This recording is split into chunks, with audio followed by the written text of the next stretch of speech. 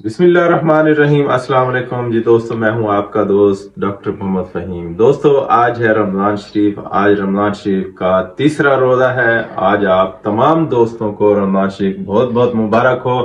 अल्लाह पाक हम सबको जो है ना रोज़ा रखने की और रमज़ान शरीफ में ज़्यादा से ज़्यादा इबादत करने की और कुरान मजीद पढ़ने की तौफीक अता फरमाए। तो होम्योपैथिक अद्वियात बताना चाहता हूँ।